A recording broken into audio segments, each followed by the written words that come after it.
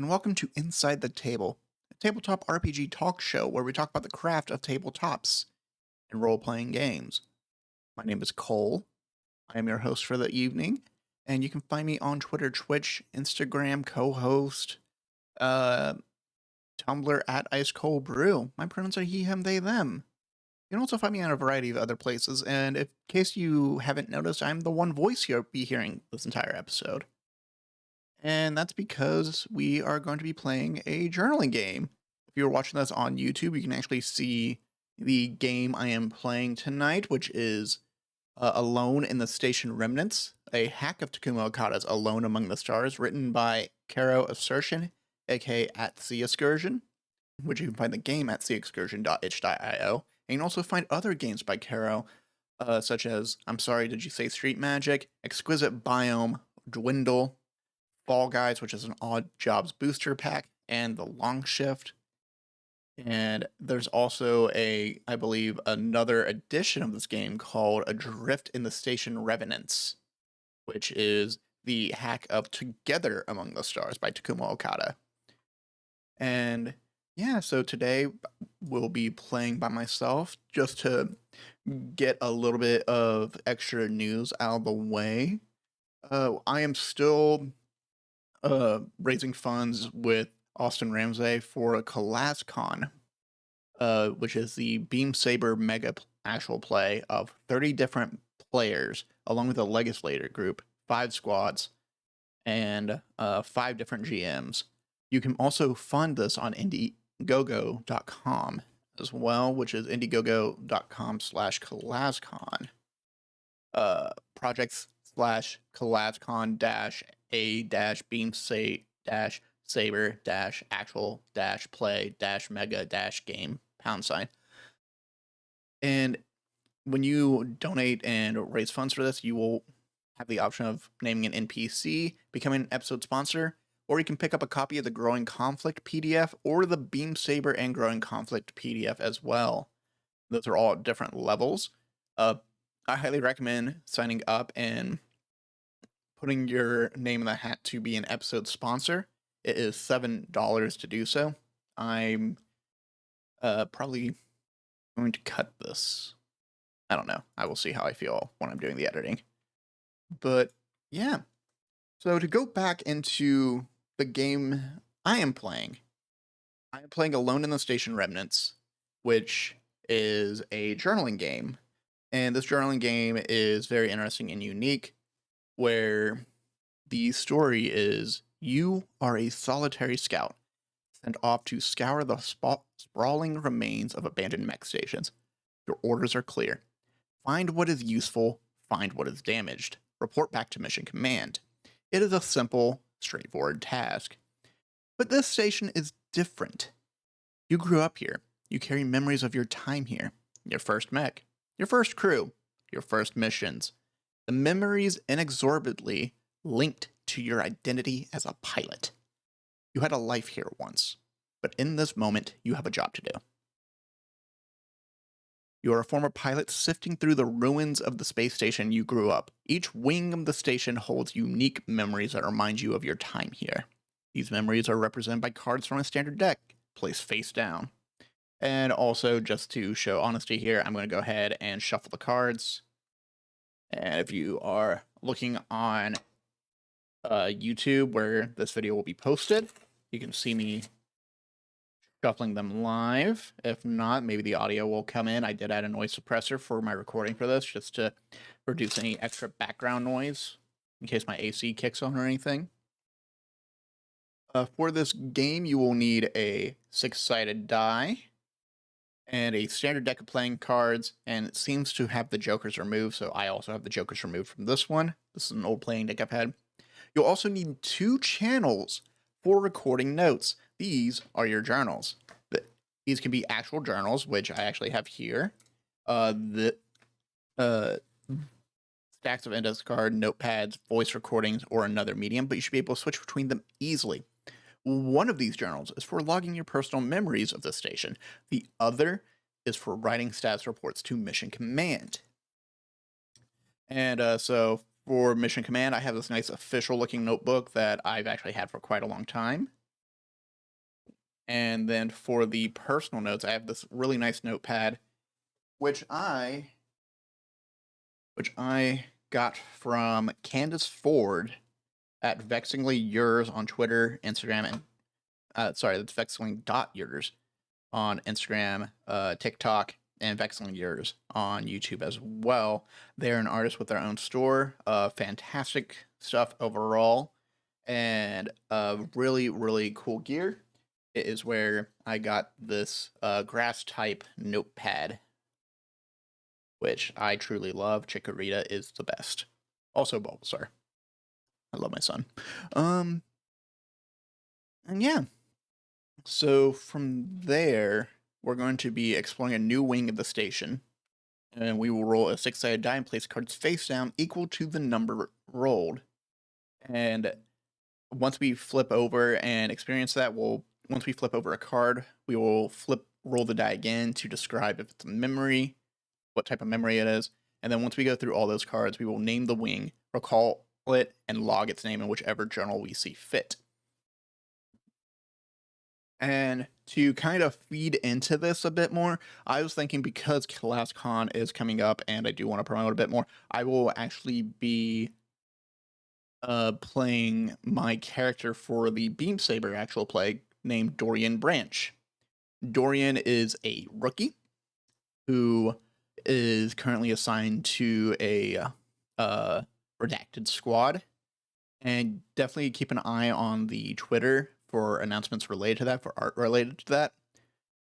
But as for me, I think we're going to focus on the backstory of Dorian Branch, which is the way I've described him, the way I've thought of him is he was always someone who, they were always someone who basically picked up a lot of different jobs, worked in a ton of different fields, most of them food, service, hospitality, sometimes logistics, warehouse operations, but nothing ever really stuck and nothing ever really fit. And so, in order to make both his moms happy, who were worried for him, they decided to join the military on the side of the DFS. I was about to say DPS. I was about to have nightmares for a second. And so we see this young rookie come into being and join a squad. And I think this station is located outside the major conflict zone that we will see in CalazCon. And I want to make sure I have that correct, so give me 1 second. So the way I see this is Dorian is heading back to an old station when the DFS had first taken the planet of Logel from the Jovangelian Empire. They decided to commit to Operation Cromwell, and Dorian was part of the initial task force that landed there. They came down, swept, pushed back the Jovalangians, and established their base of operations. And then when the Jovalangians fought back, Dorian was caught up in it. And while no, I don't like.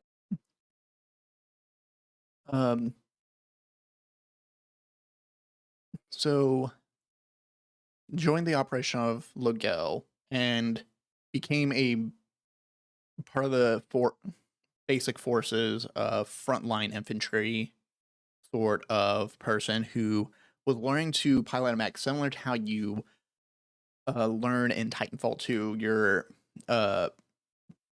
Your pilot Jack in that one is just going through Titan training when you first join, but is at the end of the day initially a grunt until they get until BT sets him up and accepts him as a pilot. Dorian was also learning and training. They had taken Logel and had established their bases of operation, and Dorian was there to learn to be a mech pilot. Dorian was in the throes of it. Logel still had rebellion forces going around. Jovangelians were still in revolt and fighting back. And we're starting to push back the DFS. And now we find Dorian in this section of the world going to update their mission lead, their CO, about the status of their previous station that they were based at, and it's going there to pick up supplies. And during this time, I also imagine they had made friends in their unit and made friends in the station, and when this station was very suddenly attacked by Jovangelian rebels, they were caught so unaware that people were lost and missing. And now we find Dorian exploring this station, trying to, one, get a update on supplies and status for the commanding officers to set up the next strike against the insurgents,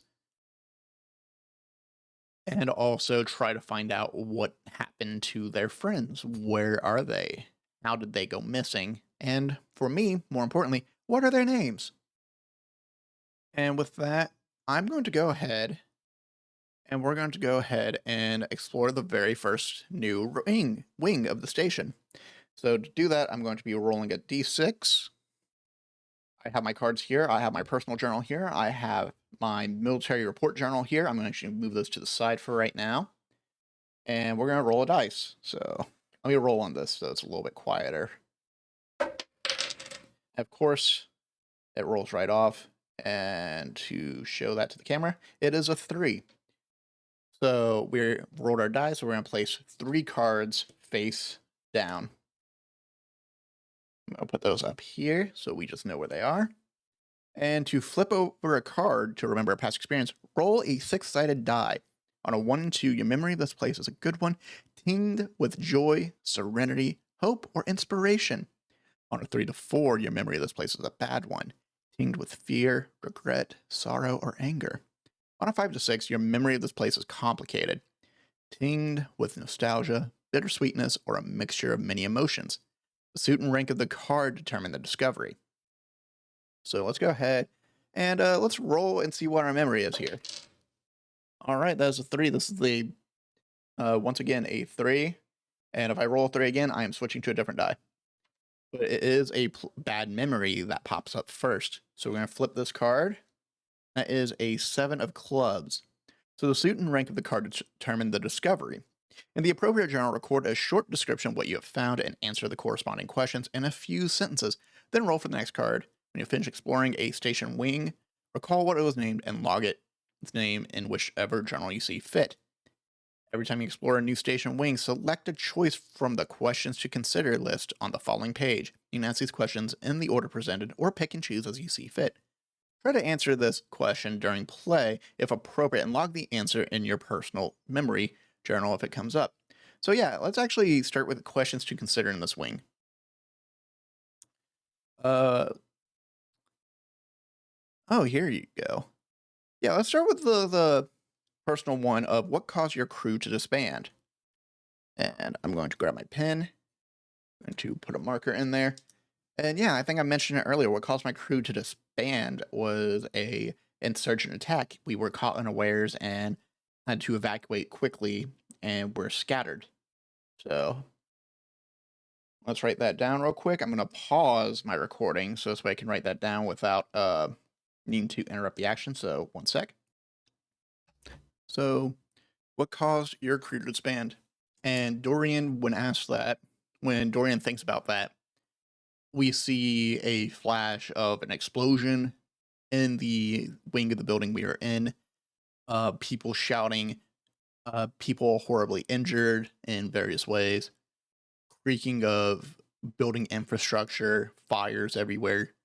And the commanding officer at the time, let's give them a quick name. They will be named Captain Raid Andrew Triggs, came over the comm and ordered the evacuation of all essential personnel. People were supposed to fall back to a defensive line, and Dorian was one of the folks who immediately dashed and ran. As a bonus note, Raid, R-A-D-E, Andrew Triggs, I would like to make the joke that some people called them Captain Rat. So, ordered by Captain Rat. Let me write that name down. And with that, let's find out what the Seven of Clubs means. So the Seven of Clubs is a record a status report on this location from Mission Command. What here is still useful to the mission goals. And it is a bad memory tinged with fear, regret, sorrow, or anger on the roof of an academy classroom.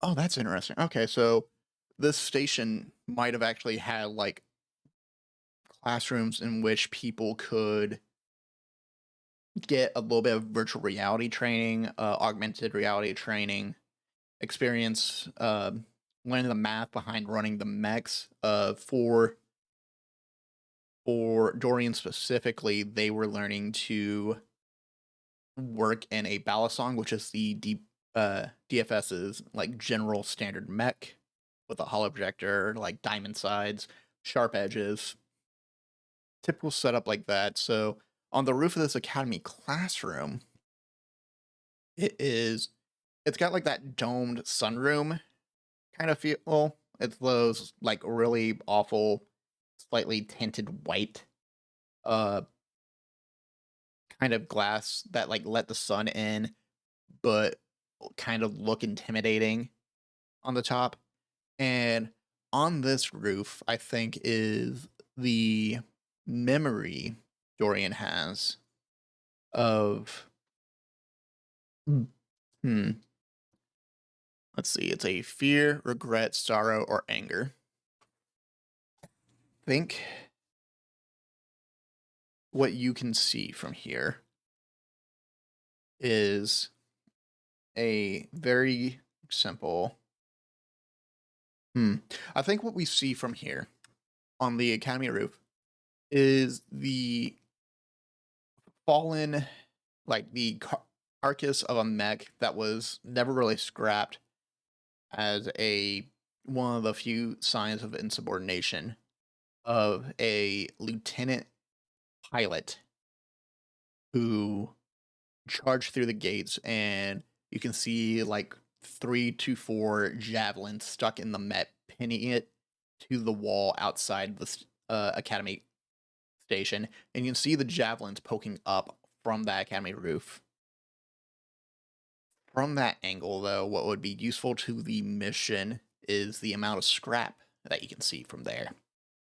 The mech is still there. The only reason they never took it down was it was ending the initial attack of the Operation Cromwell, which is how the DFS took down, pushed back the Jovangelan Empire off of Logel.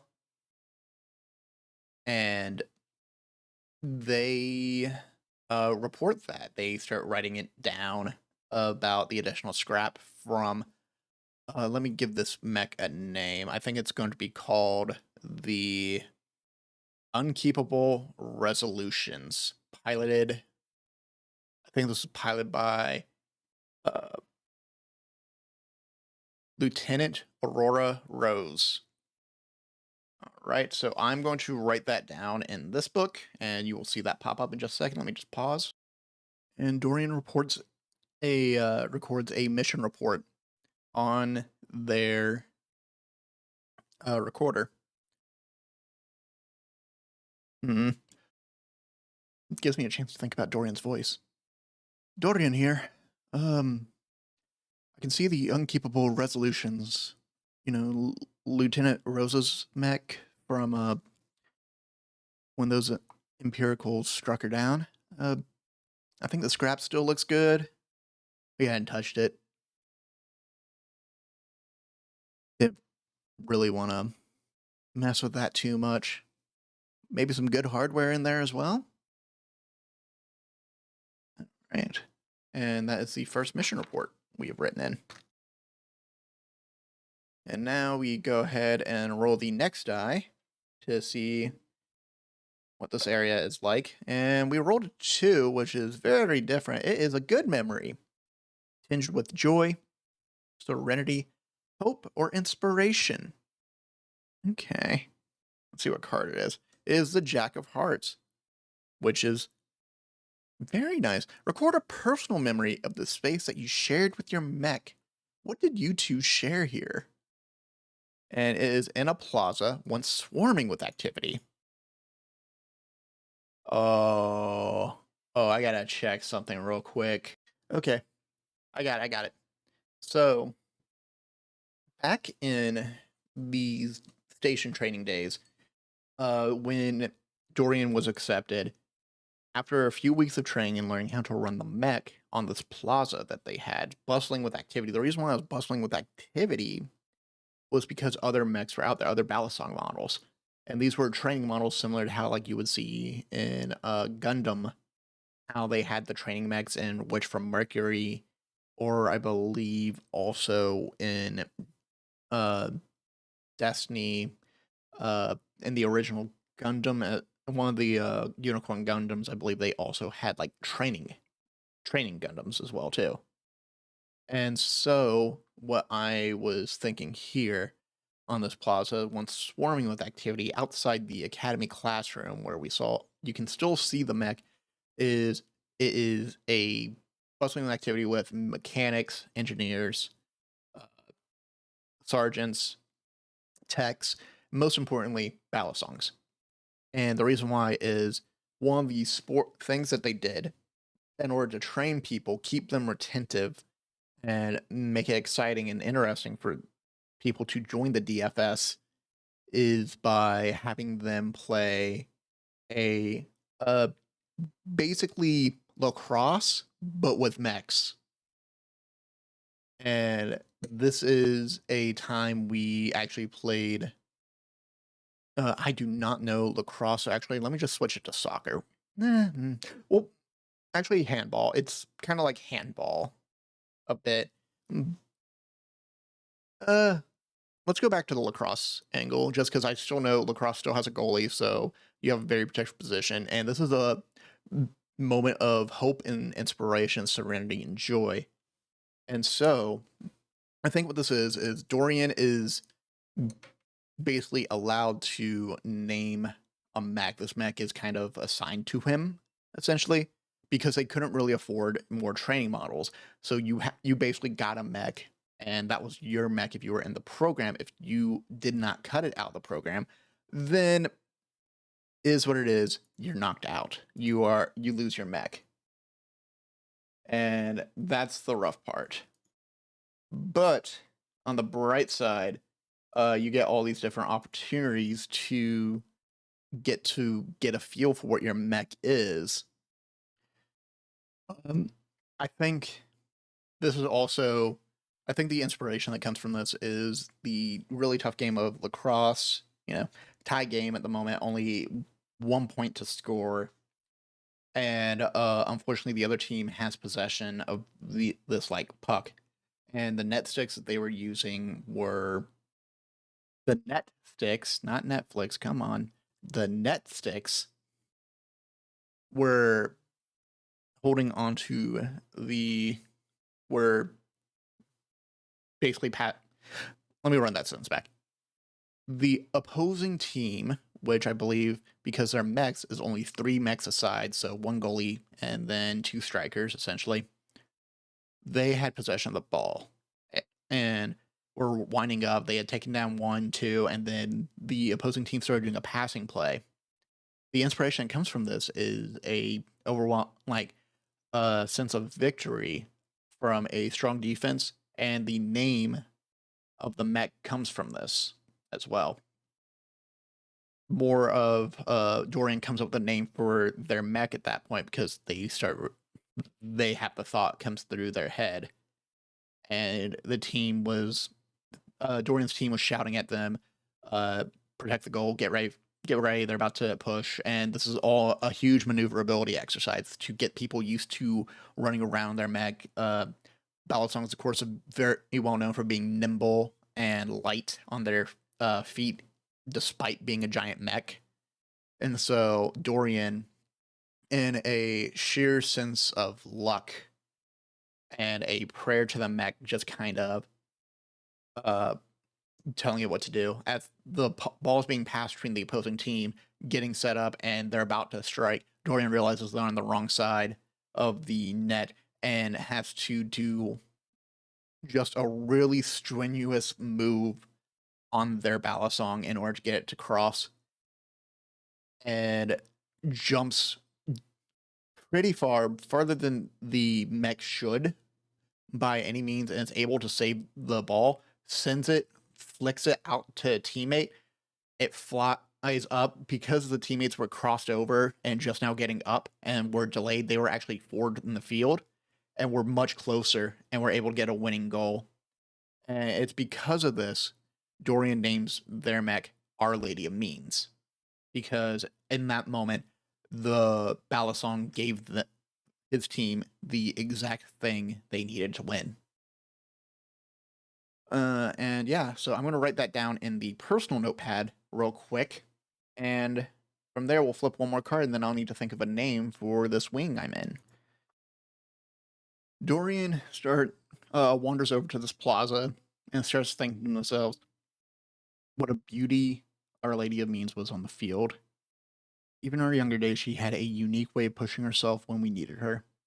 It's sad we don't have time for Metcross now. We would have been the champs. And from that, we move on to our last card of the wing. I have a pretty good idea of what this is right now, but we will figure out more in a second. And that is a 1. This is another good memory for a card, which is a 9 of Diamonds. A personal memory of the space that you shared with one or more of your crewmates. What made the spot memorable to you? And the spot we are in for a 9 of Diamonds is a secluded spot in the greenhouse biodomes.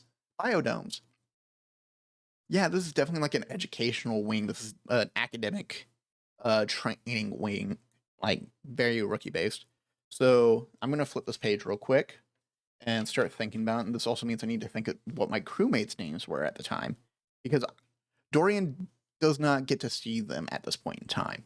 So I'm going to think about, I'm going to think a little bit about what they're doing, but it's definitely a memorable spot where, like, I think because of Dorian's background, working on the farm, working in hospitality, working on food service, working in a whole bunch of different places, for joining the military, they actually trained and taught their squad about the different kind of grain and vegetables that can be grown quickly, especially if you want to turn a quick cred to the squad. And what was really nice was they were able to spend some of that cred for like some party favors, a board game or two, and were able to spend that night hanging out in the biodome past curfew, of course, because to get close to your crew, you got to break a few rules, you know? And yeah, so I'm going to think of their names and write out what it is, and I'll repeat it back in just a moment. Okay, I figured it out. As we go into this garden, we see, I forgot to show the one earlier. We see Dorian just kind of looking at the now rotted fruits and veggies that are around, and remembers a time with their squad mates Keen Ash, he, they, she, and Vigil Gibbon, they, he, and I'm gonna boop, boop, boop. They, she, were working this field for a while, and Dorian was sharing with them all the different fruits and veggies you can get, throwing some around at each other, and every now and then, you know, just kind of on the down low, sneaking some for themselves and heading whenever they had whenever they were given leave. Dorian and his crewmates Keen and Vigil would go sell some fruits and veggies on a stall just to make a little extra spending money that wouldn't be tracked back to them and their expenses, and bought a few extra things just for themselves. We also kind of see in this greenhouse biodome, there are hints of footprints, and in the biodome, there's this giant tree, like a series of trees that are meant to kind of give temporary lumber. I imagine these biodomes are fairly huge and are supposed to have enough to allow you to grow basic food and resource, but also grow lumber if needed in order to kind of relieve some of the pressure on the planet itself. And in this, we find a tree, like footsteps planted into the ground. You can see torn pieces of fatigues, and this is the part where Dorian can walk up and finds like a tag with the last name Given and the information on the bottom of it. Given having been one of the missing squad mates from the initial assault. And with that, we have finished exploring this area. We gained 2 personal entries and 1 military report. And I figured out what the name of this wing is. It is the Instructional Point Operation Depot. And it might not be the best name, but honestly, it's what I could think of. And so with that, we head into the next wing we are going to explore. The next wing, questions to consider.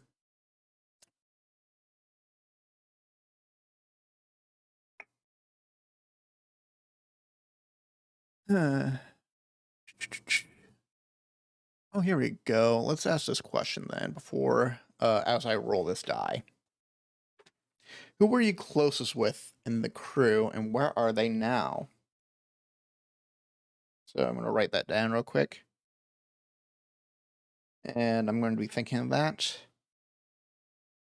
as I get ready to roll the dice. Now. All right, let's go ahead and roll. I rolled 4. That's a lot of cards. And I'm actually going to take these 3. I'm going to push them up to here for right now. And 4. All right, so who was I closest with in the crew?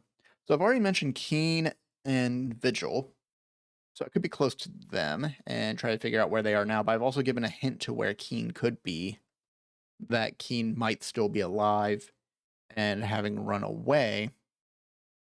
What I'm going to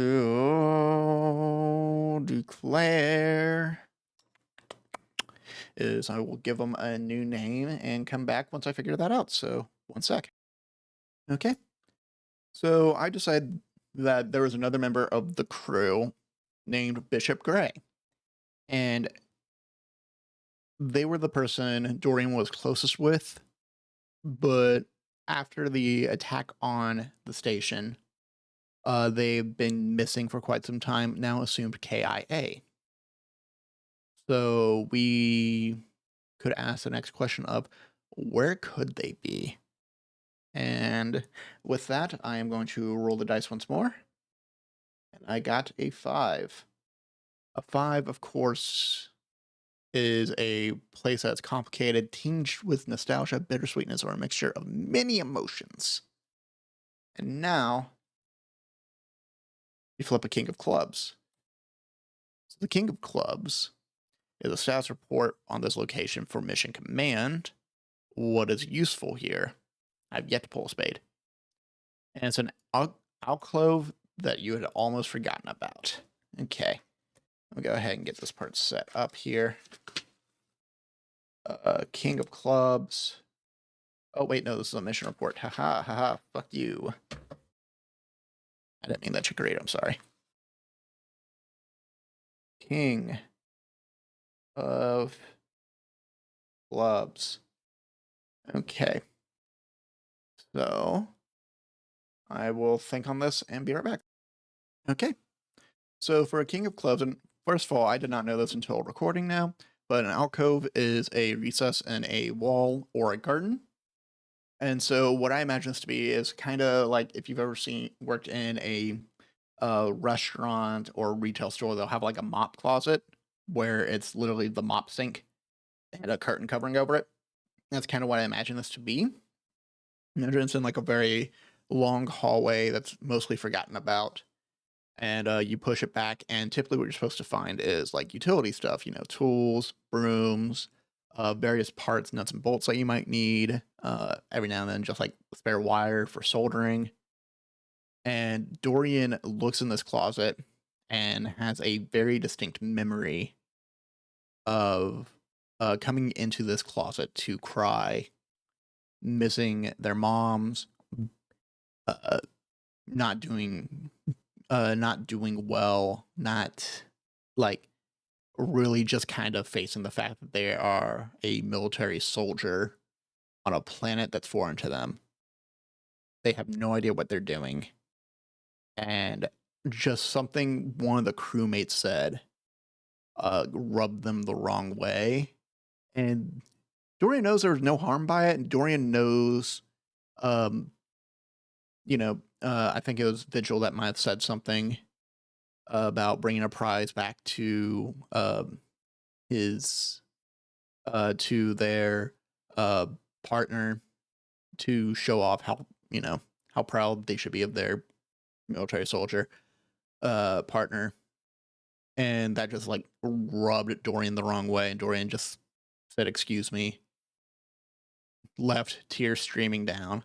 And I think when Dorian goes to record the location, Dorian just says nothing of use here, moving on.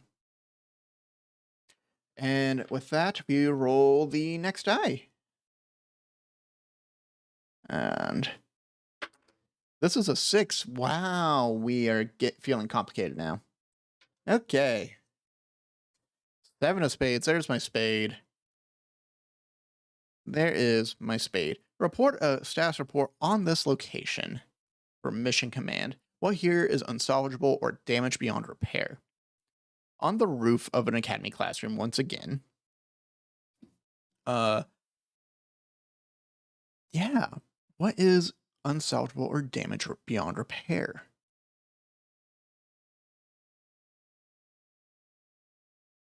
I'm going to backtrack a little bit and just mention that the King of Clubs response in the alcove is more Dorian not wanting to admit anything's useful because they don't want to deal with the alcove itself. There should be something useful in there. There probably is something useful in there. But as far as Dorian cares, no, there's not. As a status report for the location, well, here's unsalvageable or damage beyond repair. And this is a different academy classroom roof. In fact, I think it's less of a classroom and more of like shattered rubble that falls to a data center. And this data center had reports of various tactics used. It had a variety of information that would have probably be helpful somewhere down the line. Even if it is a bit dated, it still would have been useful in some way to predict the next move of the insurgents or the Jovangelians. A whole bunch of different material here was very, very useful. But the servers and all the like hardware and equipment in data centers have been shattered and crushed by the academy roof. Well, by the building roof itself, and Dorian is just looking down upon it. So I'm going to write that in real quick and then move on to my next section. Okay. And so I have written down what Dorian has reported about the crushed data center. Nothing salvageable. Everything seems busted. And they get a little bit closer and they see a bit of blood, dried blood underneath, and then a hand holding out with a identifier bracelet on the side. Or actually, no, I think it's more of a tattoo. DFS sounds like people who would tattoo the like identification numbers onto their troops. And on the wrist of this person, it identifies them as Keen. Keen was unfortunately crushed in this in the data center of this station. And that answers that question, as far as Dorian can tell. And moving on to the next section. We rolled a 2. Finally, something happy after something tragic.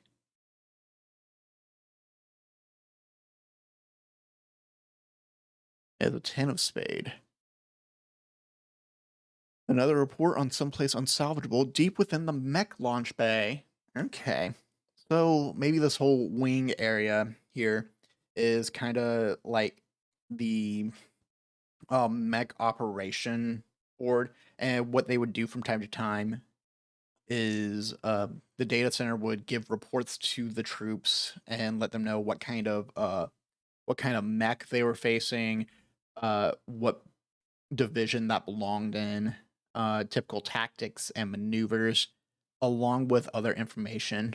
So keeping those together, they were able to also update the firmware as well, make sure that each mech had like a easy, like kind of lighter access, like limited access if they were out of range or unable to get a report from the team. So I imagine it's something like that as well. And let's go ahead, kind of figure out a little bit more about this. So we need a status report on an unsalvageable place deep within the mech launch bay. Okay, I think I have a good idea here. I think what it is missile pods and machine guns. There's also some repair bays, but the repair bays are not just broken, but seem to have been eaten away by some kind of acidic metal eating kind of chemical, which could be part of the aftermath of the insurgency strike. The mech bay was one of the later areas hit, and this was while some mechs had been deployed. Not all of them, unfortunately, as you can see by like the shattered legs and cockpits thrown about. Another mech here is and shambles, broken into multiple pieces with what looks like rust on the outside the cockpit bay doors where the pilot would be. And what makes this area just completely unsalvageable is this metal eating chemical is still very prominent and is slowly eating away more and more of this mech bay. And I'm going to write that down real quick and come right back. I just realized there was like something happy I should mention about this part too. And it is a point of serenity, hope, and inspiration. Because, like, yes, there is a lot of shattered mechs and such, but you can kind of see there are 2 mechs leading out to the exit of the bay who are facing outward towards the exit as if to kind of shatter the tunnel and make a last stand. And I think these are 2 different pilots, 2 very different pilots, not part of Dorian's original crew at all. And I'm going to come up with some names for the mechs because I don't think Dorian would actually know their names by heart. So give me one moment. Here we go. And these mech names were supposed to be like basic kind of signifiers, but during training and as these people kind of grew into their mechs, there was petrol on the sea, and or no, that's a different kind of name. Let me take a moment. Okay. So the names of the names of these mechs were the Great Geist and the Purple Thousand. And the pilots seem to have ejected. Well, one of them seems to have ejected, while the other maybe also got out of the mech. Seems unlikely. Seems like someone tried to cut into the cockpit at one point. And this is the 10 of spades, so it's a report about a place that is unsalvageable, damage beyond repair. And yeah, it's just unfortunately the mechs aren't useful. The repair bays aren't useful. There's not a lot of ammo around. The tunnel is crushed, so there's no way to use this exit, which ends up being another positive point because that means they weren't followed when the station was abandoned. So I'm going to write that down, and we're going to go on. And yeah, so Dorian records once again. Dorian here in the mech bay seems Purple Thousand and Great Geist put up a hell of a fight. Nothing useful here though. Most of the metal seems to be getting eaten away, and still so actively. PT and GG also seem to be getting devoured. No signs of the pilots. And from there, we move on to the last wing that we're at. I'm getting a good idea what this wing is called, but we're gonna figure it out from there. Oh, it's a 1. Another hopeful place with a 6 of hearts. Excellent. And also, I found 2 really good name generators, so it's gonna make my life way easier. Record a personal memory of the space that you shared with your mech. What did you two? Oh, wow, I'm getting a lot of mech memories with the Our Lady of Means. And this is across the combat training grounds. Okay. So there is the combat training grounds and then just like the maneuverability training grounds. So it was very, very different between the two. Let's see. So what I'm kind of thinking with this, excuse me, is that the Our Lady of Means and our rookie Dorian here are both kind of getting used to working with each other. We're getting more and more used to working with each other. And I think as a common frame, let me check something really quick. I want to make sure I got something right here. Give me one moment. Okay. So I think I know what was shared here between myself and the Our Lady of Means. And I think this was just Dorian showing combat prowess, which kind of put them on the radar for the redacted squad in a bit. They step up into this combat training grounds where Dorian is very much focused on the I just really need to fill in something real quick. I can't remember where it is.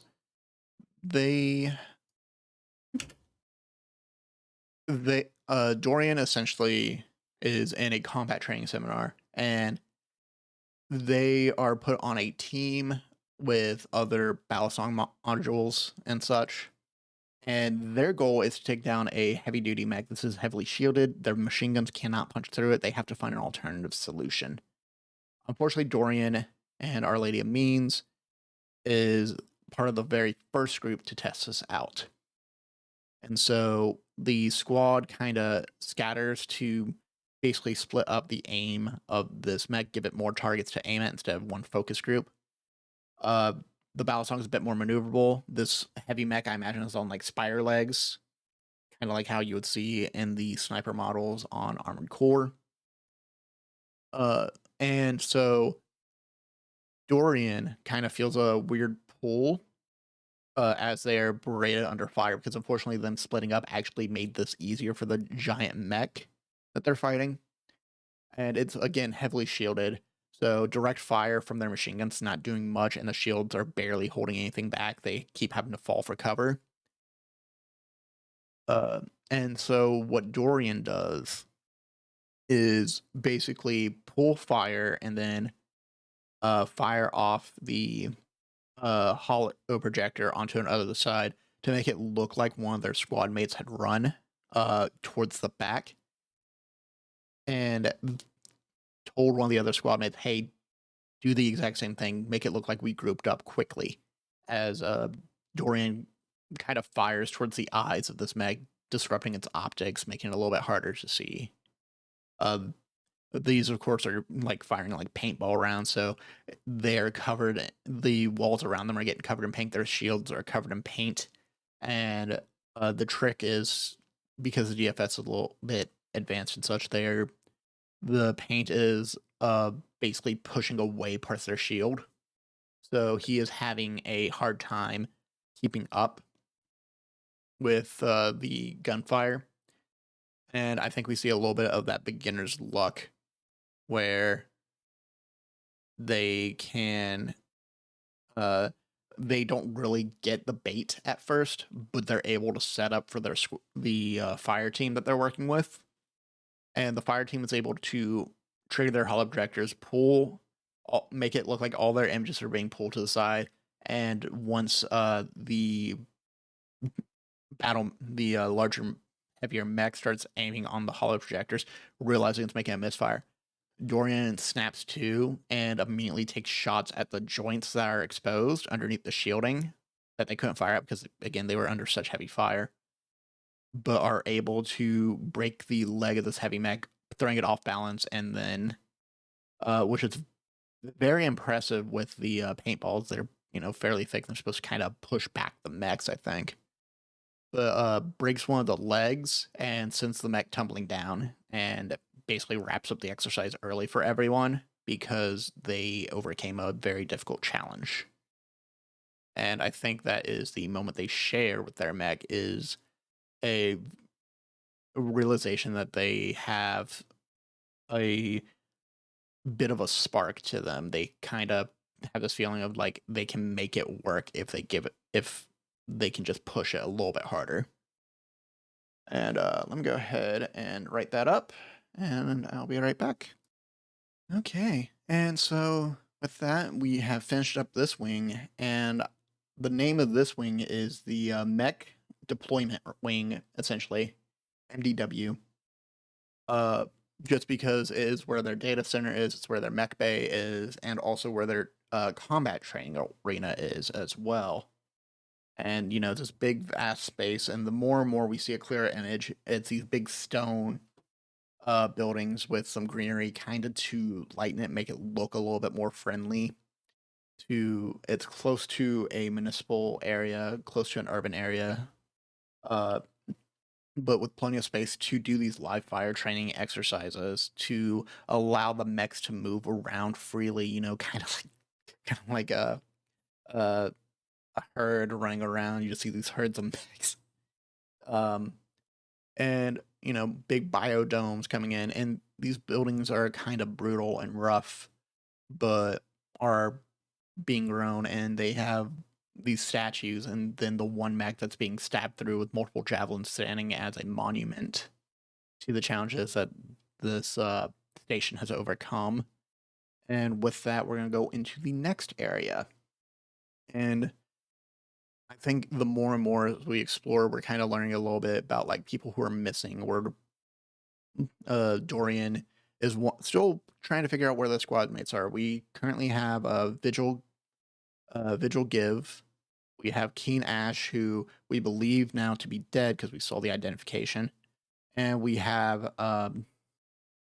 the other person who I cannot remember because I just wrote their name down, Bishop Gray. And these are all people Dorian used to live and work with while on the station training and getting ready for combat on Lugel. Okay. And I got that all written down, so now I'm going to ask the next question to consider. Hmm.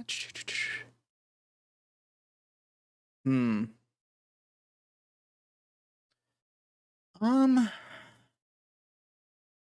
did your mech meet? How did you meet your mech? When did you two first connect?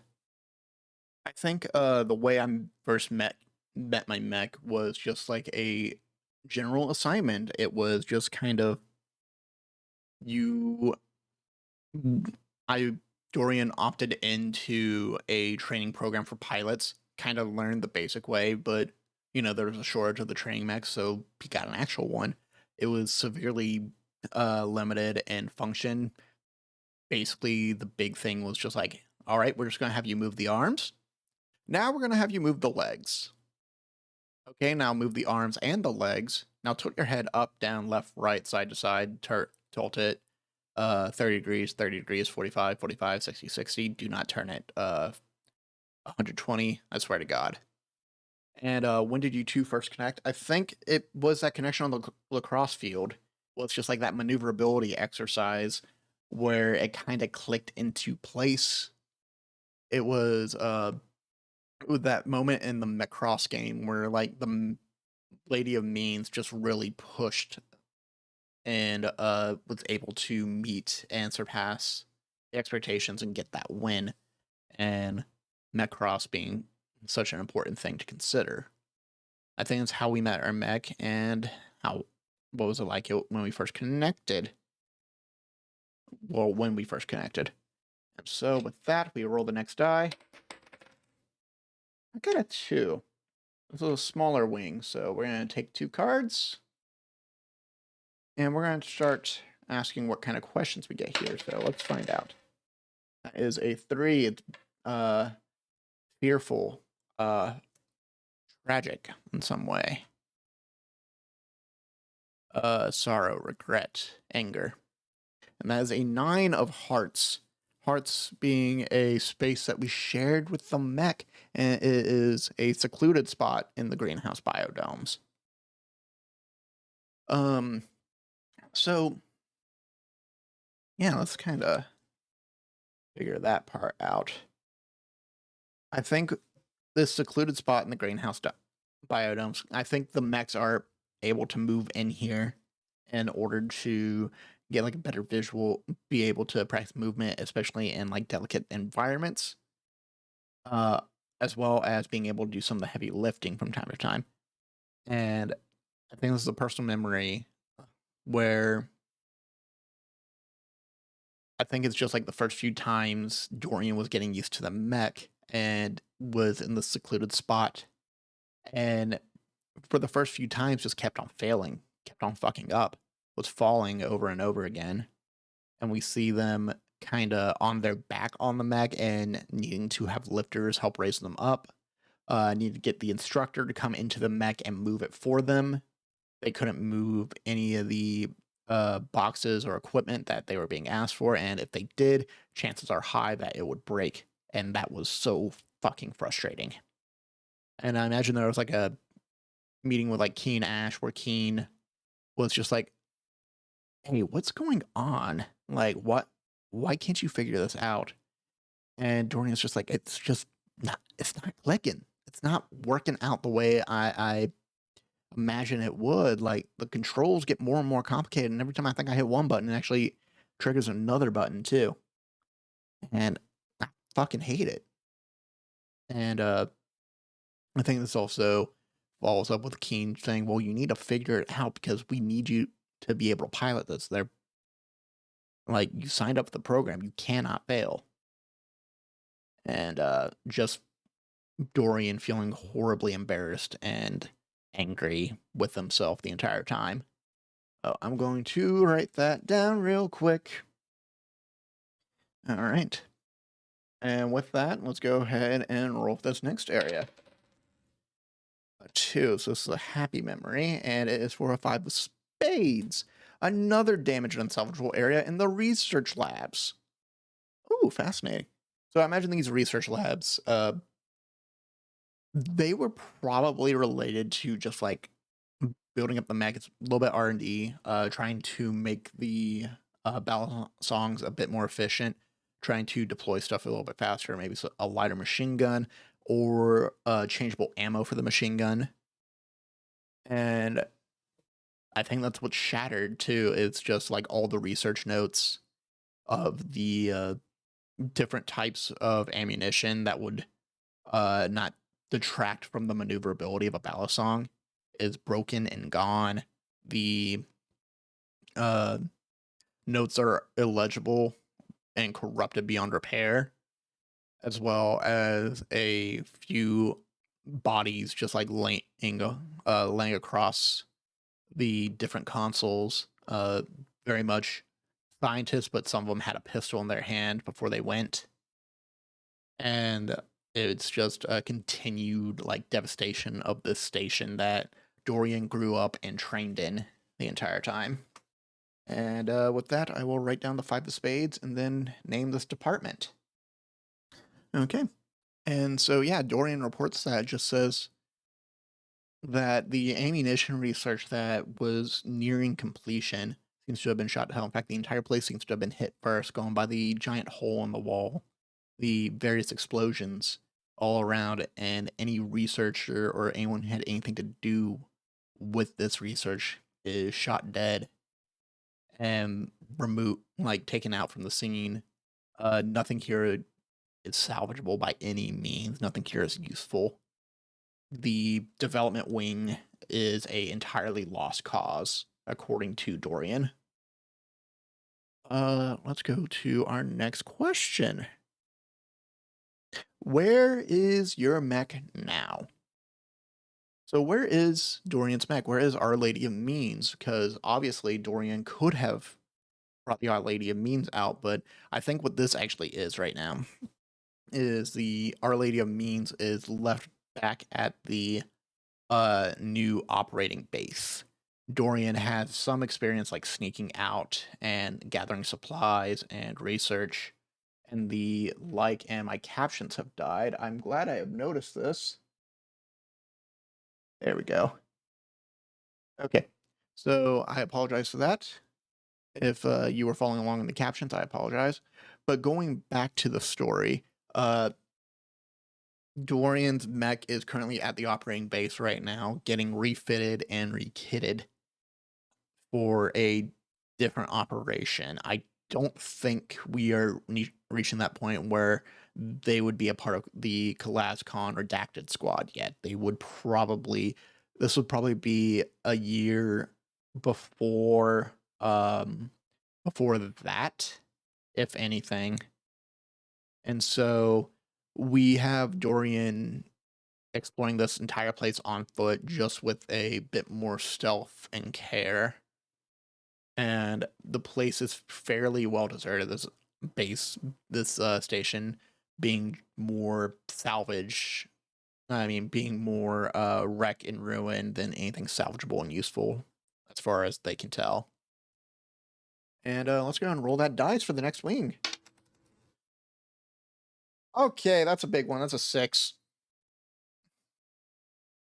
I think depending on how long this one goes, I might make this my last roll, but we will see. Oh, whoops. Please ignore that I did that. This has to be like the dormitory or the quarters or something like that, or like out in a yard or something. Like it has to be something pretty big. So we're gonna go ahead and roll the dice again. We got a 1. Happy memory. Or inspirational, you know. 6 of clubs. Okay, there we go. There's a good status for report for the team. Record a status report on this location for mission command. Well, here's still useful to the mission goal. 6 of clubs across the combat training grounds. Separate combat training grounds. I think. Oh, this has to be like the infantry training grounds. This has to be like the kind of like hand-to-hand combat like training area where people do go into a firing range and will practice their shots. I bet you there was like a sealed off bit of the armory, and Dorian is able to unveil it, pop it open with the right access code. It was under some rubble for quite some time, but everything in there is protected and it's able to find like, rocket launchers, general use assault rifle. Use, Jesus fuck, that'd be terrifying. Ah, yes, you can get this assault rifle for the low price of $2.99.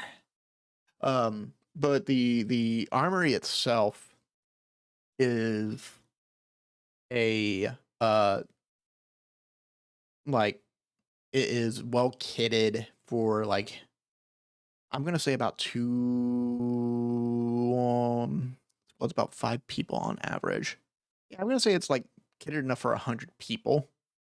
And so Dorian's able to grab these and records and logs everything that's there, this much in pistols, this much in rifles, this much in this kind of ammo, rockets, grenades, explosives, uh, armor, helmets, something to like help arm people and give them support in that way, and probably have to like go back out to the vehicle they came in and hook up some carts to the back and like kind of hitch rides on that way, start getting stuff ready to go. And I'm going to quickly write that down and be back in a moment. Okay, so we found an armory.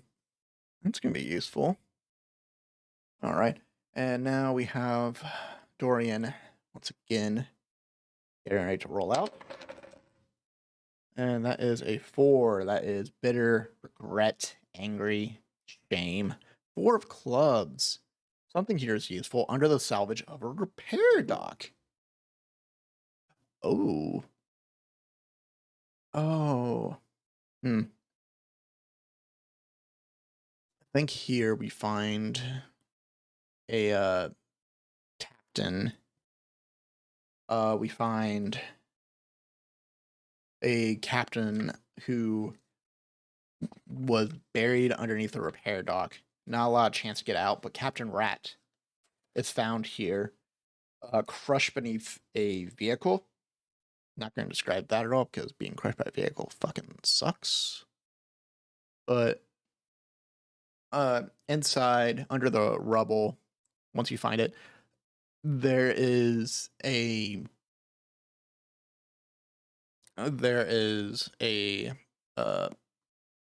like sadness. There is like a sadness. The rubble that Captain Rat is buried under, are photos of Raid's family and the military jacket pocket they were wearing. I'm going to use they them for Captain Rat, by the way. And they also had a suitcase on them. The photos showing the photos were also wrapped around a handwritten note with like a missed you and a heart written in the equivalent of like crayon, with a little stick figure drawing of Captain Rat and what looks like 2 other fathers around kid, like raising them up and giving them a pick, like kind of like carrying them around, lifted up high, but wrapped around in their arms as well is a very durable briefcase that's only scratched up, and when it is opened, it is revealed to be I guess, information on like 3 rebel cells, insurgent cells, I should say, and where they're at and what their chain of command is. And so I think that's more or less what Dorian reports. Just, this is Dorian. I found Captain Raid Trig, and I'm going to collect ID and memorabilia for the captain's family. Also, an update on who possibly staged the attack, and ends a report there. Okay. And with that, we move on to the next one, which is a 1, a happy memory once again. And it's the King of Diamonds, an egg clove we have almost forgotten about, in which we share a memory with one or more of our crewmates.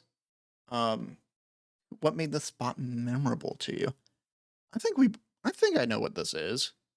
I think Dorian and Bishop, and like a little bit of like a lovers, like they had like deep affection for each other.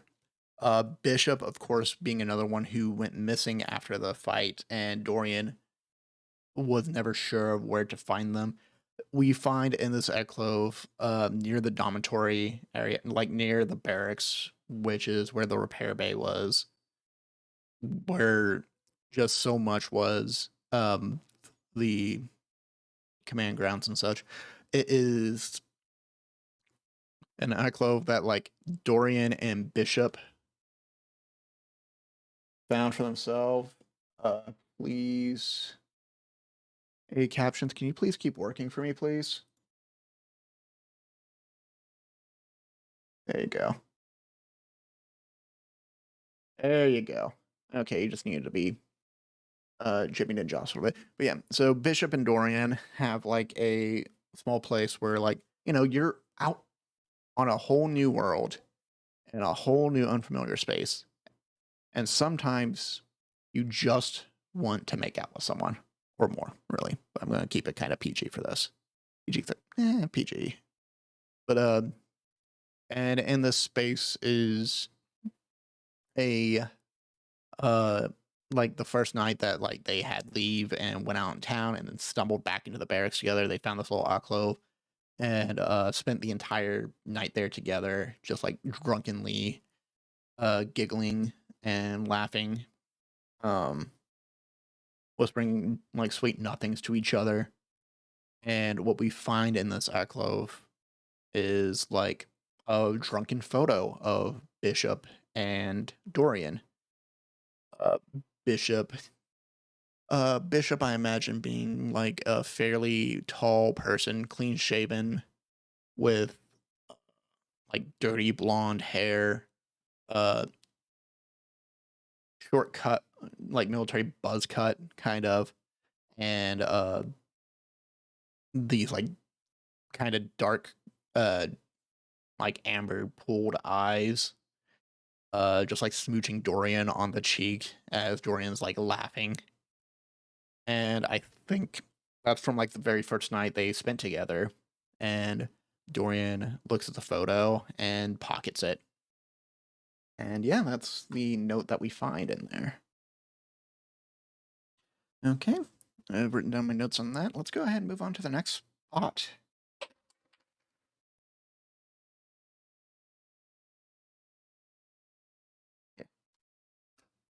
Number 4, and also rolled a 1. So this is once again a very happy memory. 7 of hearts. So 7 of hearts is on the roof of another academy classroom.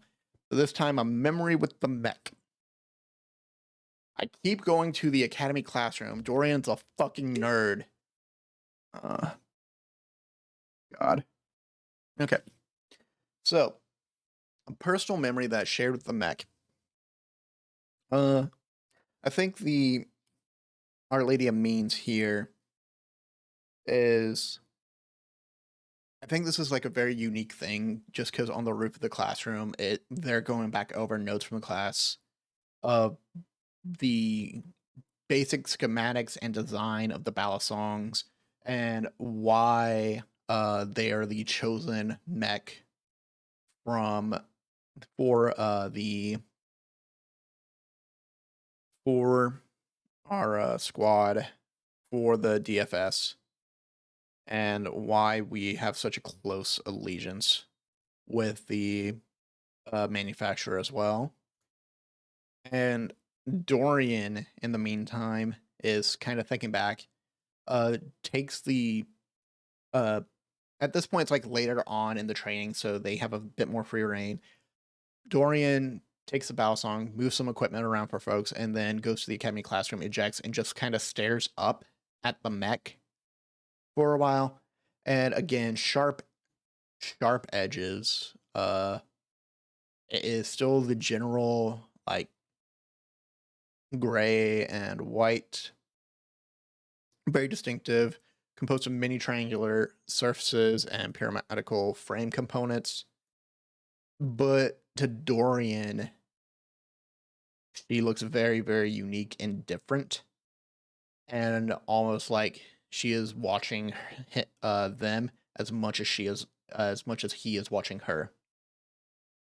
I think that is the space shared with the mech. It's this moment of like connection and recognition of like uniqueness in each other. Okay, moving on to the next segment. It is a 4. Here is a place of regret and shame. And fear, 8 of spades, unsalvageable place between the galley and the cafeteria. Okay. Here's something unique. A place between the galley and the cafeteria. I think what is damage beyond repair is there isn't much for give me a moment. I need to think about this. So while it is in the galley and cafeteria area, like my first thought is food. My first thought is like stores and rations and stuff like that. Uh what I actually think happens here, it is a like no, I don't like that imagery. I think the galley and cafeteria are completely gone.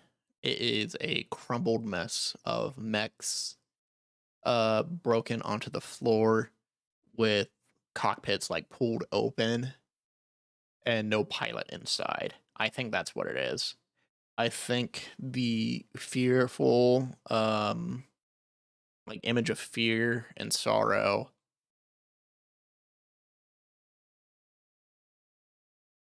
is also of another place as well. And this is where like Dorian first got into a fist fight with other people deployed at this station. Dorian, I think this was like after a Mecha Cross game where uh you know, there's like game competitive trash talk and then there's taking it too far and someone said the wrong thing. Like Dorian doesn't even remember what it is.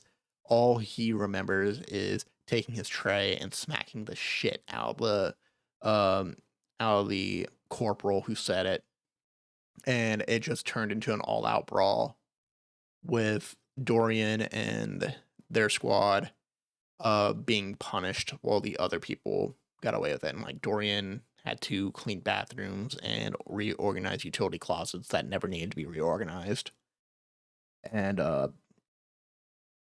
can't find anything salvageable here because and doesn't even care to because there are all these damn mechs in the way. Yeah. Let me write that down. I'll be right back. Yeah, I think that just like ruins the mechs themselves are also having that same metal eating chemical on them. And the logs and combat logs are also taken out of the mechs as well. All right. And now we have one last card for this area. Another 4. Fuck me. And an 8 of clubs too. Jesus. Something here is useful, but still in the gallery. Okay, so we are still in the same area. And that last report, I think the other bittersweet memory about this is Dorian is ashamed because he flew off the handle for no fucking reason, really. Like he realized that like after the fact, but his squad still got punished. And anytime he came to the gallery and came to the cafeteria to get food and sit, there was very much an air of tenseness, an air of tension around them. And so he would sit by himself for quite a while, like even like made it a point to sit away from his own crew so they wouldn't get into the fire as well. But walking over to where they used to sit in these like solitary moments, we find something useful, and it is the I think Vigil somehow makes a sign here. I think Vigil uh leaves a leaves like a scratch mark on a mech, and there is like this weird glossy solvent over the cockpit. So Dorian goes into this shattered mech, essentially the shattered and eaten away mech. Opens up the cockpit, gets inside, and looks around. The entire side has this like glossy sheen on it, like some kind of deterrent from the chemical that was eating away at the mech. And on the outside, like the Vigil's not Vigil, Dorian's old squad's like symbol is scratched on it, and we see a kind of like a black box, like a recording of everything that happened, combat logs essentially. And I think that's useful for the mission goals. I think that's kind of what I've been hinting at the entire time. It's like they're trying to get resources and supplies and intel. And right now that is 100% what we have. And so it shows like the way people moved. Actually, no, I don't think Dorian can like watch this from here. But Vigil definitely gives a sign of just like, take this and use it. Good luck. And yeah, I think that's that one. And yeah, with that, I think we know what area we were in. It is essentially like the living quarters, the station, the like barracks and personal training, physical training, however you want to refer to as PT. And there is a good deal that has been found here. Just checking the time on my recording real quick. Cool. And yeah, I guess I can do one more area. So let's ask a question to consider. We have answered the question of how we met our mech. We have answered the question of where is my mech now? How did who was I closest to in the crew? And who was I most distant from?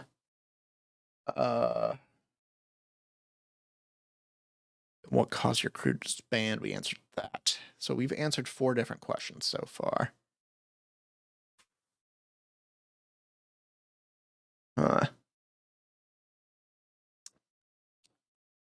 Let's see.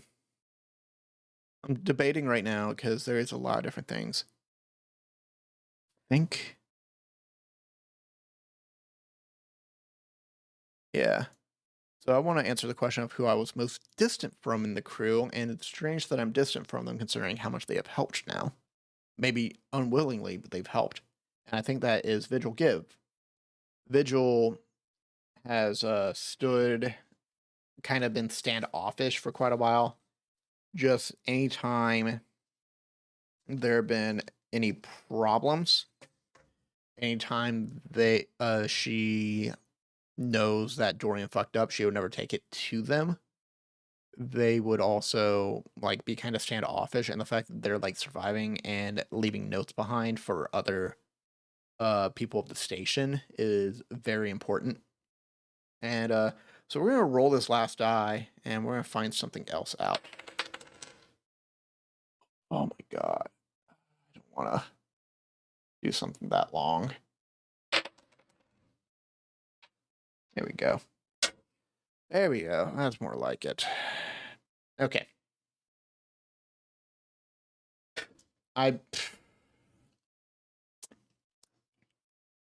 Well, I do want to keep these cards because I do like them, but I'm just going to switch them around. And whichever one I flip over first. There we go. Okay, 7 of diamonds. On the... No. I ignore you. I flip that instead. 2 of hearts. There we go. There we go. Okay. So, I have 2 of hearts. Finally, something that's different. Jesus. A once crowded hallway, now empty. And I rolled a 6 on the die. Your memory of this place is complicated, tinged with nostalgia, bittersweetness, or a mixture of many emotions. Okay. So, This is one of the few crowded hallways where you got to learn of your mech assignments. You got to note which one was assigned to you and whether or not you made it into the program for Balisong training. And to do that, you had to go to the very crowded hallway. It was always very crowded. And this was also the same place where Bishop found out he was rejected from the program, but still assigned to you, Dorian. Assigned to be a support and spotter member of the squad, while I believe Keen is the tech and intel gatherer, and then Vigil is the engineer and like crewman, like crew lead essentially. And this was like kind of how they all met. Dorian earning the being given the mech essentially. Uh, and the mech, the Our Lady of Means itself being a very unique property in that way. And so we record that, and that is what brought the crew together first. So where is my notepad? There you are. So, like, you can imagine how, like, weird it must feel to also sign up to be a part of the training, but something that you don't get told of means you didn't get the cut, you don't get to, but you have to work with the person who got the award anyway, even though it was just like a sign up with like maybe some uh kind of logistics or written kind of questions along like a tactical intelligence type of question, all that kind of stuff. And you're still not good enough to get there, so now Bishop is on kind of on the sidelines just running as a scout while Dorian is the one running the mech. It's interesting. All right, let's see what this last place is. It's a 6, another one. And that is atop of the watchtower on the perimeter. It's a memory that you share with your mech as well. I imagine on top of this watchtower, it was a I imagine the Our Lady of Means was walked out and basically stood guard there. And there was like a little mini parade celebration to celebrate like them taking the base, and it was like a little bit too early to really make it mean anything, but they did like a little show and parade. uh Dorian drew the short straw and was put on guard duty, and but received permission to stand watch with the mech. And so atop the watchtower, sitting drinking a beer that was like snuck to them by Bishop to enjoy as they like watch the celebration. Everyone wearing like different party hats and such and like enjoying everything. And just kind of looking at the Our Lady of Means and watching and zooming in on different things, paying attention, and then just kind of watching the sunset through the lens of the Balisong. And I think that's the big moment they share. I think also atop this watchtower on the perimeter, Dorian walks up to the tower. It's creaking metal the entire time, and finds the body of Vigil. Vigil with a like blood-soaked hand writing on the side of the metal, traitor. Uh, and then what looks like an E, maybe, or could be a D. It's very unclear and unsure. But Dorian sees the body, takes the tag, goes back downstairs and grabs a blanket from the vehicle he took to come to the station. And as we leave this place, we have another portion of the game. Play until you're tired of sifting through the remnants of your past life. around the body of Vigil. Vigil is wrapped in a blanket. The gunshot wound is covered. Just one shot, two shots to the chest, I should say. Um, just long enough to write the word traitor in blood. And now that we are tired of sifting through the remnants of our past life, we have decided something. If you decide to return to Mission Command, burn the journal containing your personal memories. If you decide to abandon Mission Command, burn the journal containing your status reports. And so we have Dorian now deciding to return to Mission Command in this vehicle with all these supplies. And so what I'm going to do is quickly move my camera, change out my lighting setting, and we're going to have a bit of a bigger screen where I will not be burning anything in my house. I am sorry. I cannot do that. What I can do is something a little bit similar and somewhat symbolic.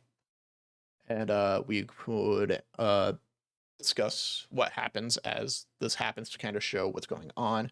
So give me one moment, please. Okay.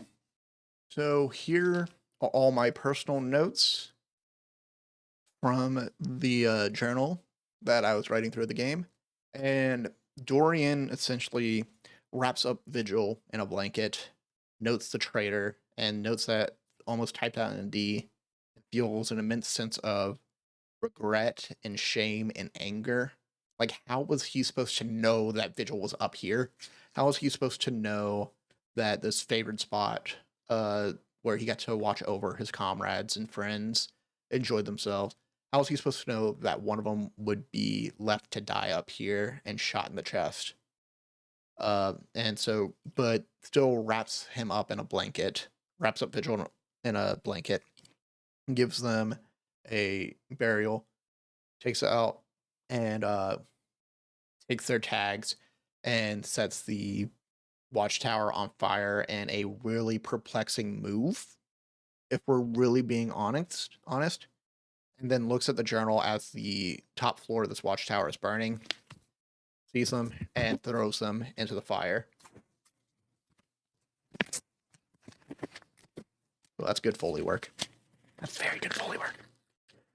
And yeah, with that, we add another status report. We signal, Dorian signals that they are returning to the operating base, and walk back downstairs as the tower is burning, get in the vehicle with all the cargo and extra material and the intel safely stowed away, and start driving away. And with that, we will end Alone in the Station Remnants by Caro Ascercion. Thank you all so much for listening to this podcast. Thank you so much for joining me on this episode of Inside the Table. Hope you all have a wonderful week. Again, my name is Cole, aka Ice Cold Brew. You can follow me on Twitter, Twitch, and Instagram, and co-host and Tumblr at Ice Cold Brew. You can also check me out on CalazCon, which the Kickstarter, the Indiegogo link for that crowdfunder will be down below. We only have a few more days left. Please, if you are able to, share with your friends, share with your family, share with people who really love dramatic actual plays, especially with long anthology stories all set in the same area. It's going to be a very fascinating time. It is a very unique project in it of itself. I will be a part of the Redacted Squad playing Dorian, the rookie of the squad as well. And if you want to learn more about that, check out Austin Ramsay's post at NotAnN on Twitter, or on co-host, or on Austin Ramsay Games on co-host. And I believe it's Austin Ramsay Games on Tumblr as well. Check out the Beam Saber Actual play from NotAnN on your podcast feed of choice, or check out the YouTube videos as well. There's even an animatic of Beam Saber on there. And then go follow Marley at Manar_Linehan or Manar Linehan on the various social medias, or at Linkter Manar Linehan. I'm sorry, that was Linkter /Manar_Linehan. And if you enjoyed the show, you can check out the other episodes that we have at Inside the Table, a tabletop RPG talk show, and we have a Twitter for that as well. Please leave a review, recommend the show to a friend or a complete and utter stranger. Recommend it to the old people, to the people that used to be in the same station as you. There you go. Recommend it to your own mech. Bring your own mech. Good podcast, by the way. Go check out Bring Your Own Mech. And yeah, feel free to check me out as well. Follow my Twitter or check me out on Minor League Esports. We have our draft day coming up for that, and we'll be paying attention to that. And I'll start doing esports commentary there. Also, Huntsman's Hydra comes back with Fire in the Dark this week. They actually just, as of this recording, released the first episode of their Vossen at Let's Play. Vossen Actual Play as well, called Shifting Worlds. And Fire in the Dark Season 2 will be coming back, followed by Denari's Half Dozen as well. With that, I think that wraps up everything else I have going on here. Thank you all so much. If you are watching this on YouTube, please feel free to leave a like and comment. Feel free to ask questions about the Alone in the Station Remnants games. There are a variety of them on itch.io. Caro is just one contributor out of many, making a hack based off Takuma Okada's Alone on a Journey series. Thank you all so much once again, and I hope you all have a wonderful night. Take care, and goodbye.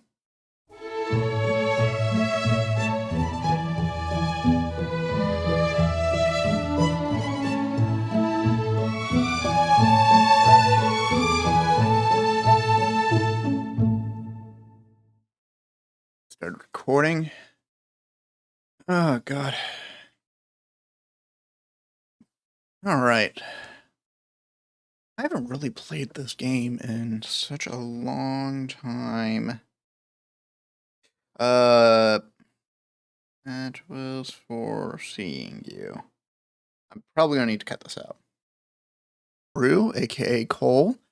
Flip that around. My name is Cole, aka Ice Cold Brew. My pronouns are he, him. Start from one.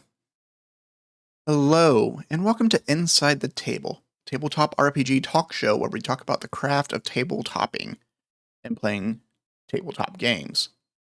I am your host, Ice Cold Brew. Okay, fuck. I'm really bad at this. I forgot how to do a host. Too much fucking esports shit. Okay, I'm keeping this in for funnies.